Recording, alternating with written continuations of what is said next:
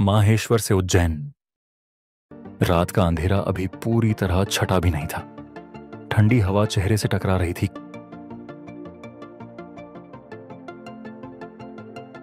सुबह के गहरे अंधेरे में नर्मदा का पुल पार कर रहे थे। शांत नर्मदा, उसकी धारा में झलकती चांद की चमकती रोशनी और चारों ओर की गहरी शांति। उस पल ने दिल को पूरी तरह से छू लिया।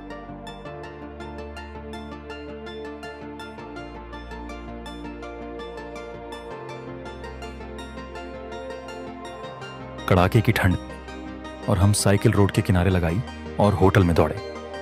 दूध का ऑर्डर देकर आग के पास हाथ सेंके, लेकिन ठंड ऐसी थी कि आग की लपटें भी हार मान चुकी थीं।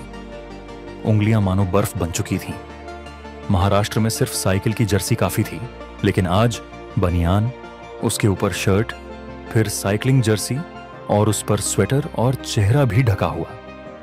मोबाइल में 11 डिग्री दिखा, पर फील्स लाइक 7 डिग्री ने जैसे हमारी सारी परतों को बेकार साबित कर दिया। सुबह के 7:30 बज चुके थे। अब हल्की सी चढ़ाई चालू हो गई थी। राइड के पहले हमने जानकारी ली थी। हमने सुना था उज्जैन तक हल्की चढ़ाई है, लेकिन घाट का जिक्र भूल गए बताने वाले। गाड़ियां मेरे दोनों तरफ से ओवरटेक कर रही थी और हॉर्न की आवाजें कानों में गूंज रही थी। ऐसा लगा जैसे साइकिल नहीं, किसी जंग के मैदान में फंस गया हूं। अब लग रहा था कि घाट खत्म हो गया, आगे सीधा रास्ता मिलेगा। मन में खुशी की लहर थी, लेकिन जैसे ही अगले मोड़ पर दूसरा घाट देखा, खुशी का गुब्बारा फट गया। हैरानी के साथ मन ने कहा, यह तो अभी शुरुआत है।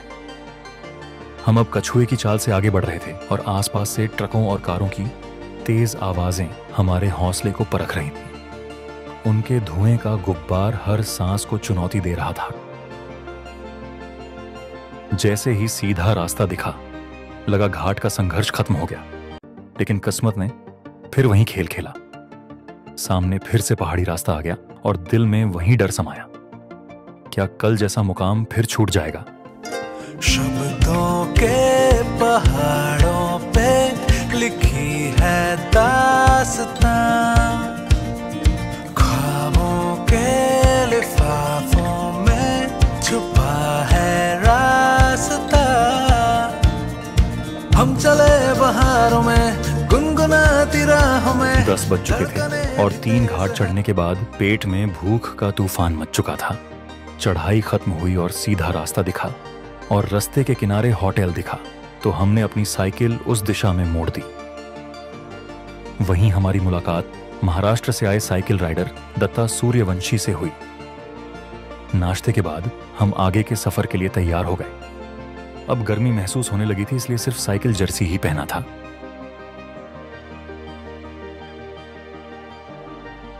हमारा प्लान बाईपास से उज्जैन जाने का था, लेकिन अचानक इंदौर शहर जाने का फैसला कर लिया। 12 बज चुके थे और इंदौर सिर्फ 17 किलोमीटर दूर था। जैसे ही इंदौर में प्रवेश किया, मेरी साइकिल ने भी कुछ अलग करने की ठान ली। पिछला टायर पंचर हो गया। शुक्र है इस बार अतिरिक्त ट्यूब ने बचा लिया। 1 घंटे की मेहनत के बाद सारा सामान लादकर महल की ओर बढ़े।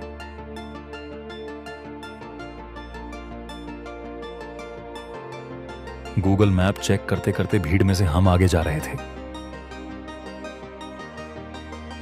महल तक पहुंचने में 2 बज गए, लेकिन उसके खुलने का समय अलग था, इसलिए बाहर से ही तस्वीरें खींच रहे थे।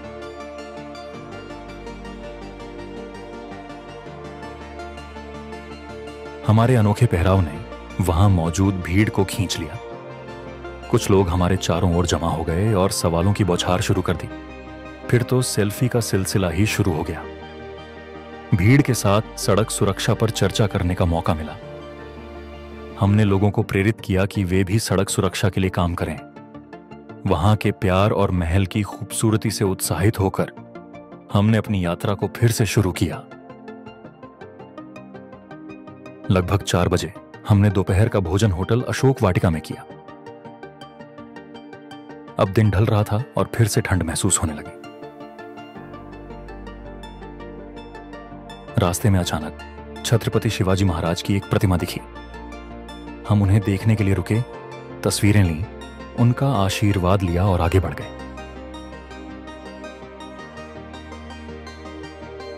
लगभग 6 बजे हम उज्जैन शहर के अंदर पहुंच गए। यहां से महाकालेश्वर मंदिर करीब 8 किलोमीटर दूर था। जैसे जैसे हम आगे बढ़ रहे थे, चारों तरफ रोशनी की जगमगाहट थी। ऐसा लग रहा था जैसे दिवाली की रौनक फैली हो। इस बीच मैं अपना हाइपरलूप वीडियो बनाने में व्यस्त था। भीड़ बहुत ज्यादा थी, कभी किसी से बचते हुए तो कभी किसी गली में रास्ता ढूंढते हुए आखिरकार हम एक गेट पर पहुंचे। वहां से हमें दूसरी गेट की तरफ भेज दिया। फिर गलियों में घूमते घूमते हम दूसरे गेट तक पहुंचे, लेकिन वहां सुरक्षा गार्ड ने साइकिल लेकर अंदर जाने की अनुमति नहीं दी। शायद इसके बाद मंदिर था, तो पास के नटराज होटल में हमने रूम बुक किया, फ्रेश हुए और निकल पड़े महाकाल के दर्शन के लिए। मंदिर का परिसर इतना विशाल था कि हर दिशा जैसे शिव की दिव्यता से भरी हुई थी। पहले हमने VIP पास बना। अंदर कैमरा अलाउड नहीं था, इसलिए हम मोबाइल से शूट कर रहे थे। समय का ध्यान रखते हुए हमने पहले दर्शन करने का निर्णय लिया। मंदिर के बाहर कुछ तस्वीरें लीं ताकि इस पल को हमेशा के लिए यादों में संजोया जा सके। जैसे ही हम VIP एंट्री की तरफ बढ़े, वहां की अजब शांति थी। वहां के वैदिक मंत्रोच्चार की गूंज हमें शिव की शक्ति का अनुभव कराती रही। आखिरकार हम महाकाल के पवित्र गर्भगृह के सामने खड़े थे। शांत भाव से महाकाल के दर्शन किए, हाथ जोड़कर उन्हें प्रणाम किया।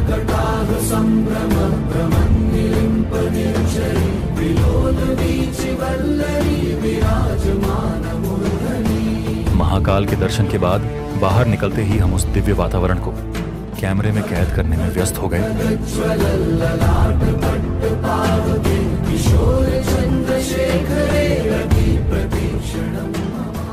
इसी के साथ हमारा चौथा दिन 152 किलोमीटर का साइकिल सफर करके समाप्त हुआ। अगर आपको हमारा ये सफर पसंद आया हो तो चैनल को लाइक करें, सब्सक्राइब करें और आने वाले रोमांचक वीडियो के लिए जुड़े रहें। धन्यवाद।